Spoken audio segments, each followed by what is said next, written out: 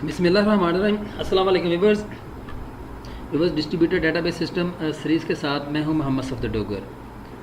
Viewers, आज की video के अंदर हम देखेंगे multi database system in distributed database system के अंदर कैसे यानी काम करता है, या मल्टी डेटाबेस जो है ना उसे हम कैसे देखते हैं। तो आइए पहले स्टार्ट करते हैं, इसकी डेफिनेशन देखते हैं। Multi database system, a multi-database system is distributed system designed to integrate data and provide access to a collection of pre-existing local database managed by heterogeneous database management system। Because यहाँ पे heterogeneous और homogeneous हम पहले पढ़ चुके हैं। heterogeneous में आपको बताता हूँ कि जब आप मुख्तलिफ लोकेशन के ऊपर जो डेटाबेस रख रहे हैं उनके अंदर different operator system and different software जो है ना DBMS के जो यूज़ कर रहे हैं, तो उसको हम क्या कहते हैं, हेट्रोजीनियस कहते हैं।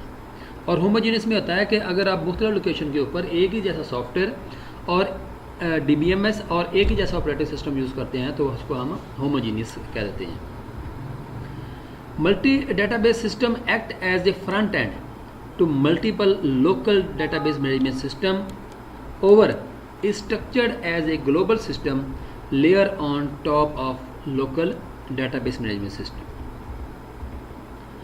A multi-database system is a database system that provide integrated global access to autonomous heterogeneous local database through a single request.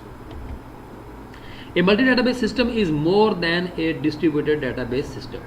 Because multi-database system जो है ना वो distributed database से ज़्यादा होते हैं तादाद में। In distributed database system, the database is seen as one unit managed by only one database management system. जबकि while in multi-database system managed by heterogeneous distributed database system.